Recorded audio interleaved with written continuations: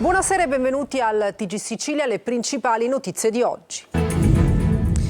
Terremoto politico-amministrativo nel Catanese, in carcere per voto di scambio il sindaco di Tremestieri Etneo, sospeso dai pubblici uffici il vicepresidente della regione San Martino, accusato di corruzione, che si è dimesso. Per un pentito avrebbe partecipato a riunioni con Santa Paola. Ed è bufera politica su San Martino, lui però nega ogni addebito. Intanto la Commissione Antimafia chiede gli atti dell'inchiesta. Opposizioni all'attacco, ma la Regione e la Lega lo difendono. Nel suo partito però c'è chi dice di aver lanciato anni fa allarme legalità.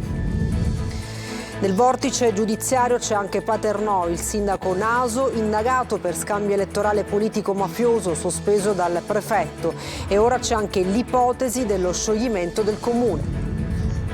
Intimidazione al sindaco di Palma di Montechiaro, immortalato dalle telecamere di sicurezza l'autore del gesto, il primo cittadino castellino. Si tratta di una vigliaccata.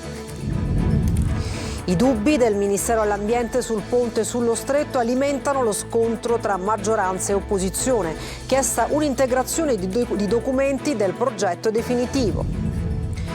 Altavilla, la figlia di 17 anni della famiglia Barreca, salvata da una bufera di vento interpretata come un segno. Oggi sopralluogo della criminologa Roberta Bruzzone nella Villetta degli Orrori. Il cadavere di Antonella, dice, ha bruciato per giorni. Catania, operazione della polizia contro l'illegalità a San Berillo. Controlli su extracomunitari e immobili fatiscenti dove spesso è nascosta la droga. Intanto la Giunta Trantino vara la rigenerazione di piazza Turiferro e via di Prima. E poi il calcio, la vittoria del derby contro il Messina riaccende le speranze del Catania. Al TG Sicilia la carica del difensore Contec. Ora i play-off, ma con la testa giusta.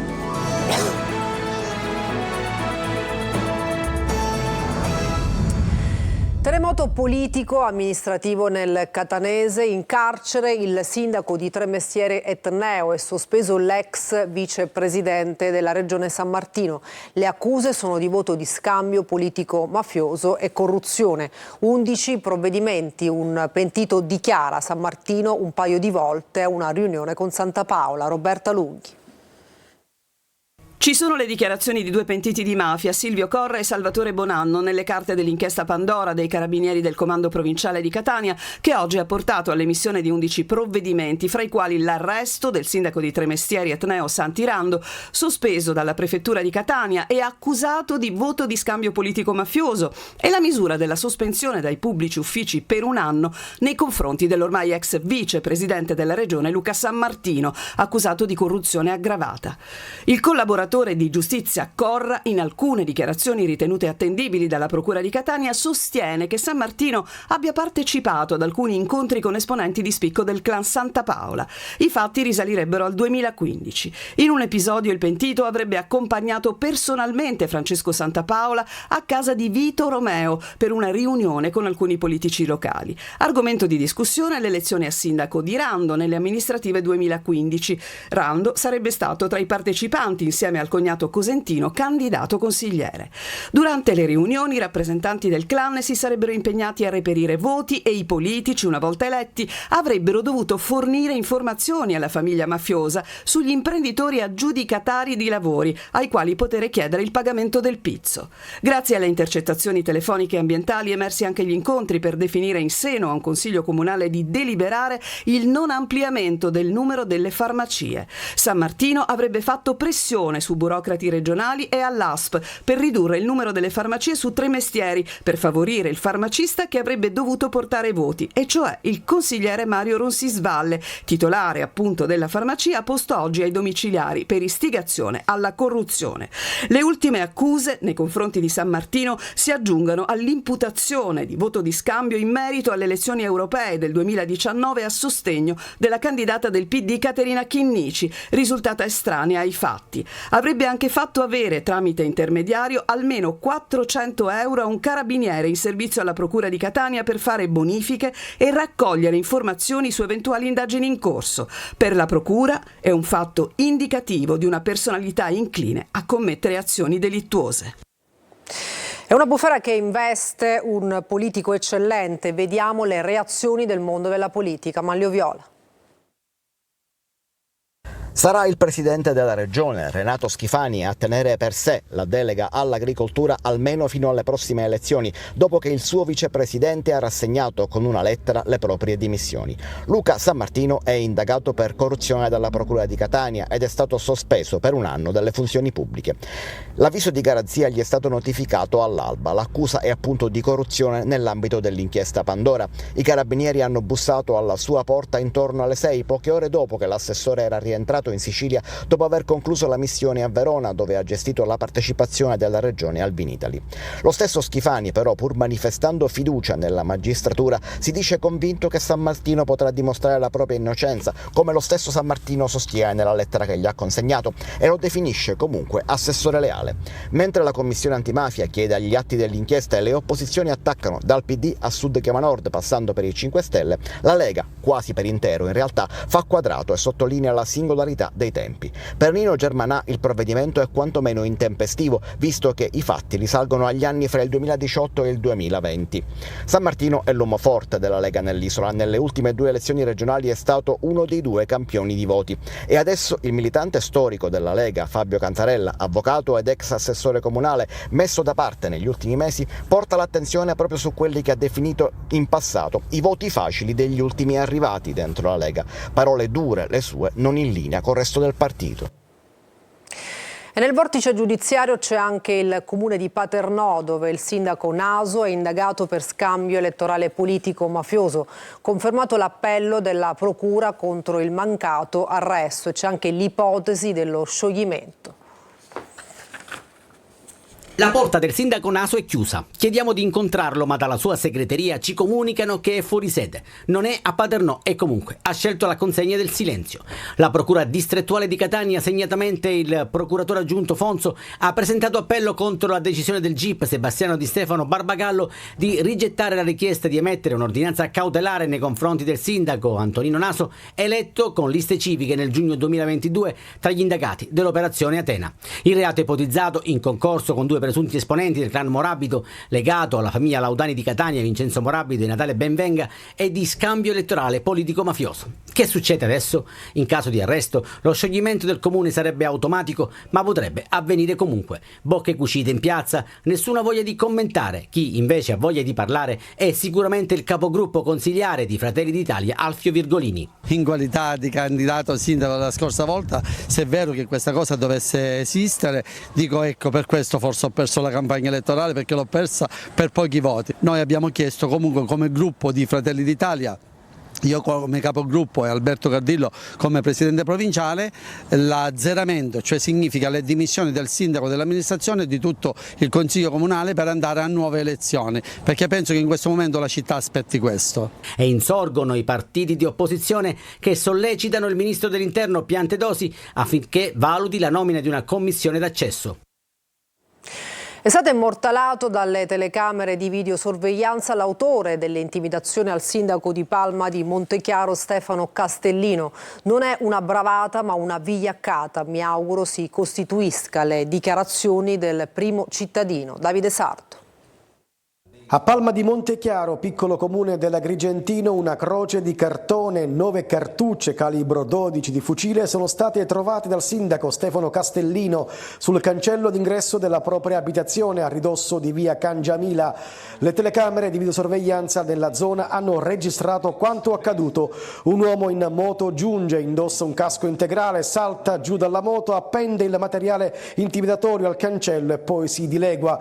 Il video è stato già acquisito dai carabinieri. Nel frattempo si è riunito il comitato prefettizio provinciale per l'ordine e la sicurezza pubblica e sono state predisposte adeguate misure di protezione per il sindaco della città del Gattopardo. La procura di Agrigento ha avviato un'inchiesta, indagano i carabinieri che hanno già ascoltato Castellino.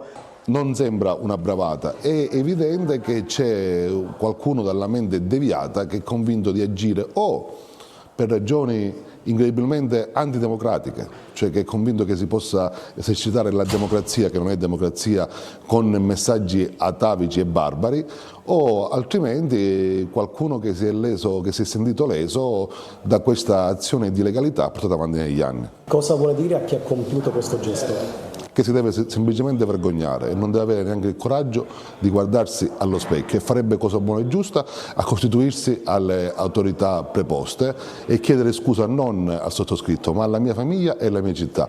Secondo uno studio condotto da Viso Pubblico, la provincia di Agrigento è al secondo posto in Italia per numero di casi di atti intimidatori, violenza e minacce contro sindaci, assessori, consiglieri comunali e dipendenti della pubblica amministrazione. I dubbi del Ministero all'Ambiente sul ponte sullo Stretto hanno reso più caldo il tema dell'opera e lo scontro tra maggioranza ed opposizione, tra favorevoli e contrari, e anche il fuoco amico tra ministeri. Francesco Triolo. Il ministro dell'Ambiente, Gilberto Pichetto Fratin, prova a spegnere il fuoco amico sull'opera cavallo di battaglia del vice premier Salvini, anche se le parole dei suoi uffici relative ad una parte di documentazione scarsa, illeggibile, non hanno certo aiutato. Che ci siano delle osservazioni a richieste di dati e informazioni tecniche relative al ponte sullo Stretto di Messina è del tutto ordinario, ha detto. Il tema ponte è comunque più caldo che mai, soprattutto dopo le integrazioni richieste dal Ministero dell'Ambiente e della Sicurezza Energetica, che toccano più punti del progetto definitivo. Il ministro delle Infrastrutture, Matteo Salvini, è stato chiaro: vada avanti dritto e conto che entro i 30 giorni la società Stretto di Messina dia le risposte a tutte le osservazioni fatte dagli altri ministeri. L'obiettivo, ha ribadito, è arrivare all'avvio dei lavori entro l'estate 2024. La capogruppo del PD alla Camera, Chiara Braga, invece lo ha definito un ecomostro e da rigettare con tutte le forze. Chiede tutele per il territorio il sindaco di Messina, Federico Basile. Sono emerse diverse osservazioni, non le definirei criticità, più che altro suggerimenti rispetto a delle procedure che erano ferme appunto da 10 anni, che devono essere rivalutate. Questo è uno step importante dal quale poi si deve partire per capire come il territorio, essendo cambiato, deve cambiare anche in funzione a quello che è il progetto del ponte. E se sul ponte l'amministratore delegato della società Stretto di Messina, Pietro Ciucci, dice che non c'è nessuna pietra tombale, nessuno stop, anzi abbiamo fatto 2 passi avanti, Davide Faraone, capogruppo di Italia Viva alla Camera, sostiene che la vera preoccupazione è che anche questa volta, al di là del plastico, di questa importante opera non resterà proprio nulla. I deputati regionali assenti durante le votazioni all'Assemblea siciliana dovranno pagare 180 euro di sanzione. I soldi saranno trattenuti dalle indennità ogni fine del mese, dimezzati i congedi, uno e non più di 2 al mese. La stretta anti-assenteisti è stata deliberata all'unanimità dal Consiglio di Presidenza. Un 62enne avrebbe tentato il suicidio lanciandosi con la propria auto all'interno del porto di Acitrezza. È stato salvato dall'operatore di una barca per gite turistiche che ha assistito alla scena e si è buttato in acqua. Successivamente i vigili del fuoco lo hanno rianimato sulla banchina. Gli stessi pompieri hanno poi recuperato la macchina con una gru. Crisi idrica in Sicilia, riunita la cabina di regia alla Regione per mettere in atto interventi per attivare nuovi pozzi e dissalatori mobili. Giusy Lazzara. Nuovi pozzi e rigenerazione di altri e sorgenti esistenti, pulizia delle traverse e dei corsi d'acqua, dissalatori mobili e piccoli interventi per il ripristino delle autobotti comunali.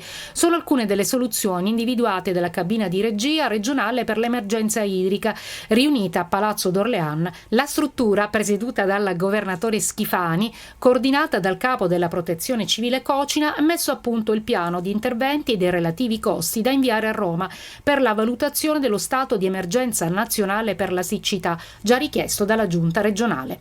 Sul fronte dei dissalatori si lavorerà nell'immediato con l'acquisto e l'installazione di moduli mobili nei siti esistenti, nell'attesa di poter procedere alla sostituzione degli impianti fissi a Porto Empedocle, Trapani e Gela. E proprio sui dissalatori a pensarci sono stati già i sindaci delle Eolie e delle Egadi, sfruttando i fondi del PNRR. Noi abbiamo programmato interventi finalizzati proprio a questo, alla depurazione, alla dissalazione, ovviamente per renderci sempre più autonomi. A Favignana, Lampedusa e Linosa saranno realizzati 2 dissalatori, i lavori a partire già dalla prossima estate. Ancora particolari agghiaccianti sulla mattanza di Altavilla Milicia, oggi sopralluogo della criminologa Roberta Bruzzone nella Villetta degli Orrori. Il cadavere di Antonella, dice la Bruzzone, ha bruciato per giorni. Ancora dettagli, ancora particolari macabri sulla strage di Altavilla Milicia, stando a quanto emerge dal racconto fatto da Giovanni Barreca, che si trova nel carcere di Enna, all'avvocato Giancarlo Baracato e alla criminologa Roberta Bruzzone, la figlia di 17 anni, unica sopravvissuta, sarebbe stata la prossima vittima. Si è salvata a causa di una bufera di vento interpretata dal padre e dai 2 fanatici religiosi come la presenza dei demoni che stavano per compiere l'atto conclusivo, uccidendo anche la ragazza, che nel frattempo era stata bendata e chiusa nella stanza dopo che Antonella e i 2 fratelli erano morti. Oggi sopralluogo nella Villetta degli Orrori da parte della criminologa, che conferma quanto detto da Barreca e aggiunge particolari sulla salma della moglie Antonella. Chiaramente una salma totalmente distrutta, ci sono dei frammenti ossei, non ci sono più tessuti di alcun tipo e quello che c'è è purtroppo stato frammentato dalla temperatura, però consideri che quando sono arrivati domenica il braciere era ancora acceso. Quindi la signora Antonella brucia da mercoledì, cioè la salma complessivamente da mercoledì fino a domenica. Secondo Barreca, a gestire l'esorcismo sarebbe stata Sabrina Fina, che in un aramaico inventato dava istruzioni su cosa fare, in quanto voce di Dio. Antonella, la moglie, sarebbe stata lasciata per terra per 3 giorni senza cibo. Una volta uccisa la donna sarebbe stata bruciata in una fossa. Poi è toccato al piccolo Emanuel, anche lui lasciato legato per giorni senza cibo. A questo punto il fratello più grande, Kevin, avrebbe tentato di ribellarsi, ma sarebbe stato legato dai 2 fanatici e incaprettato, tanto da provocarne la morte. Cercano di pagare le pizze con soldi falsi, al rifiuto picchiano selvaggiamente il rider e i suoi amici. È successo al CEP del capoluogo Maglio Viola.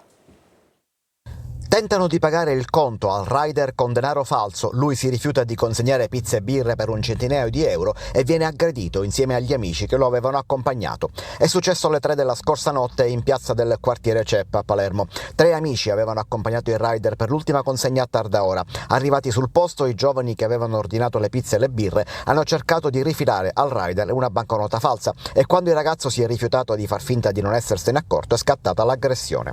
Prima gli spintoni, poi l'arrivo dei rinforzi del quartiere, fino a quando una decina di giovani lo hanno gettato a terra e picchiato con calci, pugni e colpi di casco. Sono intervenuti 3 amici in soccorso e anche loro sono stati picchiati. Sono comunque riusciti a liberarlo dal branco e a fuggire. A fare le spese dello scontro anche il lunotto posteriore della Renault Captur con la quale rider e amici erano arrivati sul posto. I giovani aggrediti si sono fatti refertare e hanno una prognosi di 21 giorni. Sono intervenuti i carabinieri che hanno acquisito le immagini dei sistemi di videosorveglianza e i tabulati telefonici per risalire a chi ha effettuato l'ordine delle pizze e identificare il branco. Al TG Sicilia l'appello di una mamma disperata: non ho più soldi per curare mia figlia, aiutatemi. La donna chiede aiuto al presidente della regione Schifani, Marco Gullà. È una mamma disperata, Cira. Sua figlia di 9 anni, affetta sin dalla nascita di 2 patologie rare neurodegenerative del sistema scheletrico. In tutta la Sicilia non c'è reparto adatto per le cure della piccola, che quindi deve essere curata a Firenze. Un viaggio della speranza che però si ripete diverse volte all'anno. Una famiglia monostipendio che non può sostenere tutte queste spese, i debiti in banca. È un appello che la mamma fa attraverso i nostri microfoni. Adesso, a distanza di quasi 10 anni, non sono più nelle condizioni economiche di poter saldare questo enorme debito bancario che ho dovuto affrontare per sopperire alle spese sanitarie. Cira è supportata nella sua battaglia da alcuni esponenti politici. Ha chiesto invano un incontro con il presidente della regione Renato Schifani. Chiede un aiuto economico. Chiedo la possibilità al presidente Schifani che possa ricevermi e nello stesso tempo chiedo alla regione siciliana che possa creare un capitolo di spesa adatto per potermi appunto rimborsare tutte queste somme di denaro che sono state appunto rivolte proprio per sopperire alle gravi necessità sanitarie. Il presidente della regione Renato Schifani ha però fatto sapere che incontrerà al più presto la donna senza riflettori e senza telecamere. Catania, operazione della polizia contro l'illegalità a San Berillo, controlli su extracomunitari e immobili fatiscenti dove spesso è nascosta la droga. Intanto la giunta Trantino ha deciso la rigenerazione di piazza Turriferro e via di Prima. Emanuela Corsi. Anche oggi, malgrado la vasta operazione di controllo del territorio da parte della polizia, San Berillo Vecchio mantiene le sue caratteristiche di quartiere tra i più affascinanti e contraddittori di Catania. Un melting pot di razze che convivono tra gli antichi fasti di una città nobile, immigrazione e prostituzione. Già, perché la prima cosa che fai appena entri nei vicoli del quartiere è quella di incontrare le prostitute. Stanno sedute su una sedia in attesa del cliente, quasi tutte sono straniere. Una di loro ci racconta la sua storia. Siamo tanti donne che abbiamo venuto qua, abbiamo mandato avanti le famiglie, abbiamo cresciuto dei figli. Quanti anni fa sei venuta in Italia? In Italia già sono tanti anni, 35. Oggi è come tanti anni fa quando sei arrivata oppure ci sono meno clienti? Clienti ci sono di meno perché quando hanno iniziato a entrare i ragazzi di Africa, i ragazzi di colore che si sono trasferiti qua, hanno aperto delle porte, allora loro rubano, picchiano. Da tempo qui si è insediata una comunità di extracomunitari che spacciano droghe, spesso molestano e derubano turisti e le stesse prostitute. Fanno scomparire la gente, in realtà i clienti hanno paura di venirci a trovarci. E tu invece hai paura a vivere qui, a lavorare qui? No, io non ho paura perché ho bisogno. A San Berillo capisci cos'è l'integrazione. Le prostitute sono amiche del quartiere, qui tutti si conoscono, si salutano e scambiano qualche parola. Com'è vivere qui? Benissimo. Caos un po', però siccome noi già sappiamo com'è, ci viviamo bene. Ci sono angoli del quartiere abbelliti e curati dagli stessi residenti, dove i fiori e la street art fanno dimenticare le brutture di palazzi antichi nobiliari abbandonati, fatiscenti e pericolanti, dove spesso viene nascosta la droga. Ed è qui che incontriamo un giovane imprenditore che ha deciso di investire nel quartiere. Io penso e credo che abbia tutte le carte in regola, le potenzialità per poter far riconoscere e ricordare le vecchie maestranze, la bellezza del quartiere. Non solo imprenditori, sono diversi gli artisti che hanno scelto di vivere a San Berillo. 3.000 bambini a lezione di sicurezza stradale. Parte oggi a Siracusa il parco mobile curato da Polstrada e ANAS. Le regole della strada spiegate ai più piccoli per investire sui futuri automobilisti. Francesco Aloi. Ora iniziamo un percorso. Dovete pensare come se in questo momento voi fosse in una strada. L'importanza della sicurezza stradale è spiegata ai più piccoli. È quello che sta facendo la polizia stradale con ANAS a Siracusa. Da un lato ci sono i resti del Tempio di Apollo, dall'altro c'è tutto questo. Un insieme di strade e incroci, tutto in una piazza. Una 3 giorni sulla sicurezza stradale rivolta appunto ai bambini delle scuole materne, nell'ultimo anno delle scuole materne e il primo anno della scuola primaria. 1000 bambini al giorno per 3 giorni. Il parco mobile della sicurezza riscuote sempre molto successo. E abbiamo avuto quest'anno un incremento di adesioni, perché non è questo il primo anno, perché già siamo alla 24esima edizione del progetto Icaro. Le regole della strada vanno apprese sin da piccoli, in modo da avere automobilisti più prudenti domani. Quella del cellulare alla guida è soltanto una delle cattive abitudini da cancellare. L'obiettivo è quello di instillare nella mente dei bambini appunto delle regole e soprattutto evitare che quando ci si mette alla guida il futuro guidatore possa far uso del cellulare, perché oggi una delle cause principali del verificarsi in incidente stradale appunto è la distrazione. Dopo aver ammirato i mezzi della Polstrada c'è anche spazio per uno spettacolo teatrale e domani si replica. E adesso ci fermiamo per una pausa, torniamo tra poco con la pagina sportiva.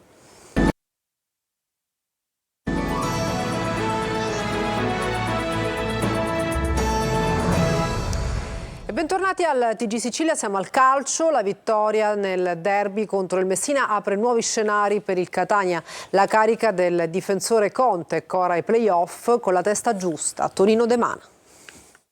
La vittoria nel derby contro il Messina, che vale doppio per la classifica e per la rivalità tra le due tifoserie, scaccia l'incubo play-out ed apre nuovi scenari per il Catania, che domenica a Sorrento vuole chiudere la pratica salvezza per concentrarsi al resto della stagione. Ed inevitabilmente il pensiero corre ai play-off, come ammette il difensore croato Kontek. Abbiamo adesso tanta opportunità per davanti per andare in play-off con la testa giusta.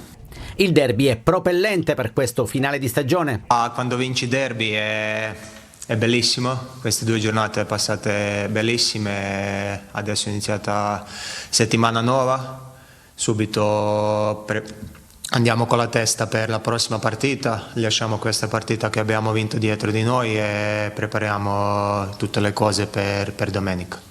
All'entusiasmo di Kontek si contrappongono le brutte notizie che arrivano dall'infermeria e che riguardano il centrocampo. Out per Alta, per lui stagione finita, Zammarini, il cui rientro è previsto per l'ultima di campionato con il Benevento, Teio e Sturaro, che invece sono in dubbio per Sorrento. In difesa, possibile recupero di Monaco. E per questa edizione è tutto, grazie per averci seguito e buona serata.